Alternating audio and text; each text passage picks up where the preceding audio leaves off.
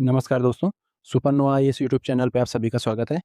इस सप्ताह के करंट अफेयर्स के मुख्य टॉपिक्स को आज डिस्कस करेंगे। एक स्टडी के अनुसार एडिपोज टिश्यू यानी कि जो शरीर की चर्बी होती है उससे प्राप्त स्टेम सेल्स ह्यूमंस में ऑस्टियोपोरोसिस से संबंधित फ्रैक्चर को ठीक करने में मदद कर सकती हैं। ऑस्टियोपोरोसिस एक ऐसी बीमारी है जिसमें हड्डियां कमजोर और भंगुर हो जाती हैं। स्टेम सेल्स के बारे में देखते हैं। स्टेम सेल्स अनस्पेशलाइज्ड सेल्स होती हैं जो लंबे समय तक सेल्फ रिन्यूएशन कर सकती हैं और विशेष कार्य करने वाली जो मेच्योर सेल्स होती हैं उसमें परिवर्तित हो सकती हैं, यानी कि डिफ्रेंशिएट हो सकती हैं। स्टेम सेल्स कहाँ पाई जाती हैं? स्टेम सेल्स जो अर्ली एम्ब्रियो होता है यानी कि प्रारंभिक भ्रूण होता है जो उसके इनर सेल मास में, फीटल टिश्यूज में, अम्बिलिकल कॉर्ड और प्लेसेंटा में, इसके साथ साथ जो मेच्योर ऑर्गन्स होते हैं उनमें पाई जाती हैं। टाइप्स ऑफ स्टेम सेल्स, पहला है प्लूरिपोटेंट स्टेम सेल्स। इनमें से दो तरीके की सेल्स हैं, embryonic stem cells and induced pluripotent stem cell. Induced pluripotent stem cells, इनकी विशेषताएं क्या हैं? ये जो एडल्ट ह्यूमंस होते हैं उसके शरीर की सभी प्रकार की कोशिकाओं में बदलने की क्षमता रखती हैं। एम्ब्रियोनिक स्टेम सेल्स और इंड्यूस्ड प्लूरिपोटेंट स्टेम सेल्स के बारे में देख लेते हैं। जो एम्ब्रियोनिक स्टेम सेल्स होती हैं वो निषेचन यानी फर्टिलाइजेशन के 3 से 5 दिन बाद और इम्प्लांटेशन से पहले एम्ब्रियो में पाई जाती हैं। इनका इनर सेल मास जो बॉडी के स्पेसिफिक टिश्यूज होते हैं उनको बनाने की कैपेसिटी रखता है। इंड्यूस्ड प्लूरिपोटेंट स्टेम सेल्स, इन्हें सोमैटिक सेल्स या बॉडी सेल्स भी कहा जाता है, जैसे स्किन सेल्स। इन्हें सोमैटिक सेल्स जैसे स्किन सेल्स में एम्ब्रियोनिक जीन डालकर बनाया जाता है।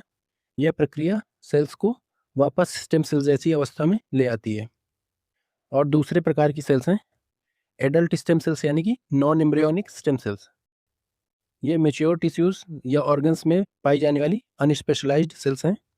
यह केवल उसी स्पेसिफिक टिश्यू या फिर ऑर्गन की स्पेशलाइज्ड सेल्स में बदल सकती हैं। यह मुख्यतः दो प्रकार की होती हैं, न्यूरल स्टेम सेल्स और स्किन स्टेम सेल्स। रिपोर्ट्स में पाया गया कि ट्यूबरकुलोसिस दुनिया के टॉप 10 डेथ रीजन्स में शामिल है और एकल संक्रामक एजेंट से होने वाली सबसे बड़ी मृत्यु का कारण है। इसकी की फाइंडिंग्स क्या हैं? 2024 में दुनिया के 87% टीबी पेशेंट्स केवल 30 देशों में केंद्रित थे। इनमें सबसे अधिक हिस्सेदारी भारत की रही है जो कि 25% है। टीबी इंसिडेंट रेट में 2015 से 2024 के बीच 12% की नेट डिक्रीज देखने को मिला है। ग्लोबल टीबी डेथ रेट में 2015 से 2024 के बीच 29% की नेट डिक्रीज देखने को मिला है। मल्टी ड्रग रेजिस्टेंट टीबी अभी भी सार्वजनिक स्वास्थ्य संकट और स्वास्थ्य सुरक्षा खतरा बनी हुई है। ट्यूबरकुलोसिस के बारे में देखते हैं। ट्यूबरकुलोसिस यानी टीबी एक संक्रामक हवा से फैलने वाली बीमारी है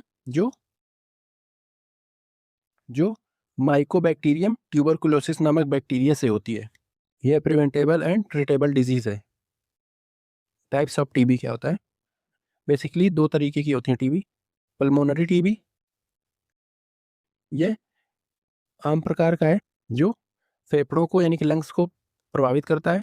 यह अत्यधिक संक्रामक और कफिंग एंड स्नीजिंग से हवा में मौजूद ड्रॉपलेट्स के जरिए फैलता है।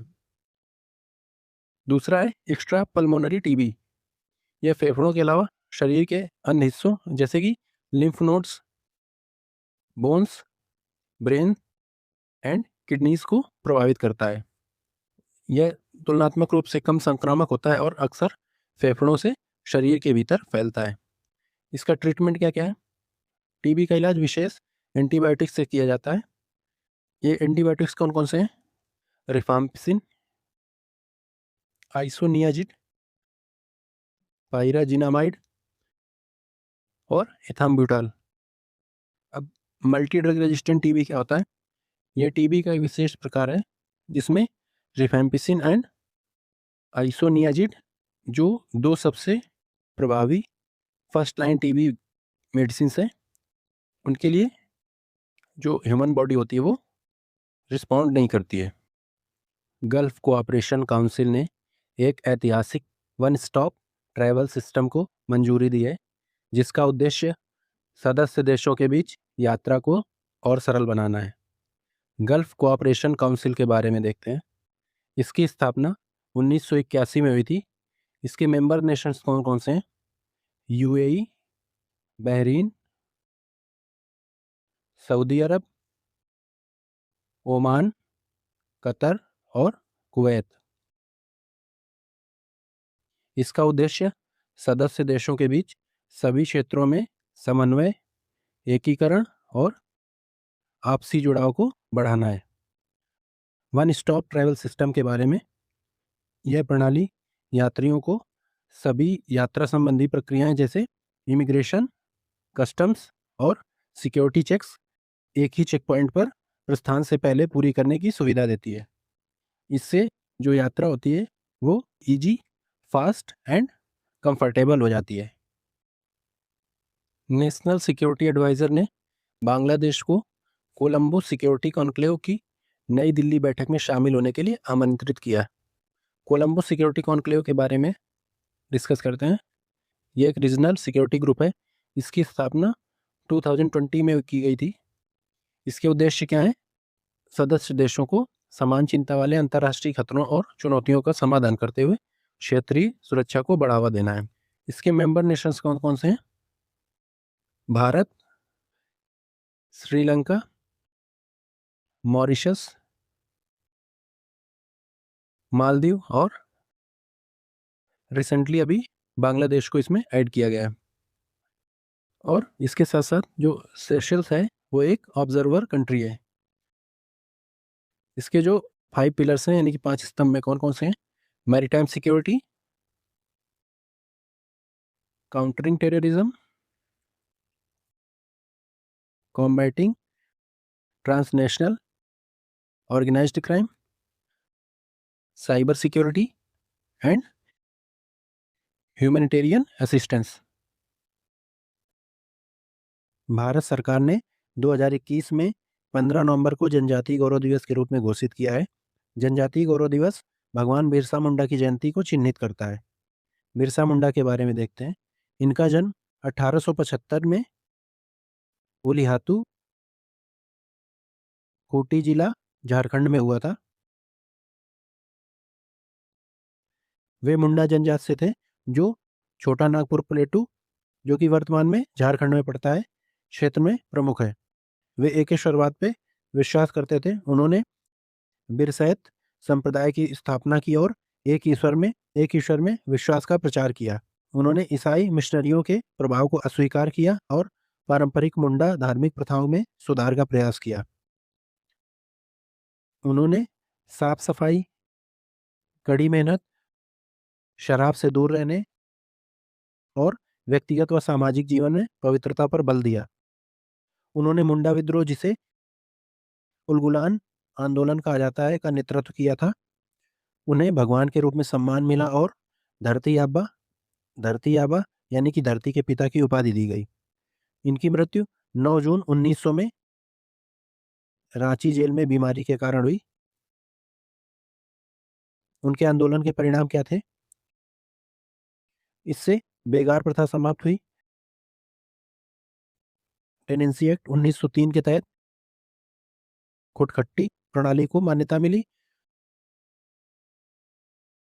बाद में छोटा नागपुर काश्तकारी अधिनियम 1908 ने जनजातीय भूमि को गैर जनजातियों को हस्तांतरित करने पर रोक लगाई।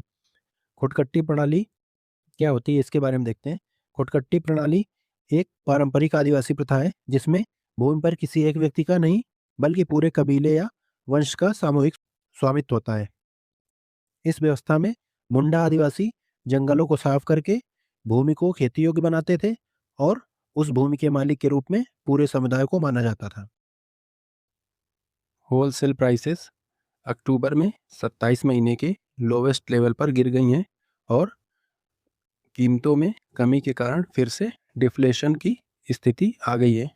होलसेल प्राइस इंडेक्स के बारे में देखते हैं।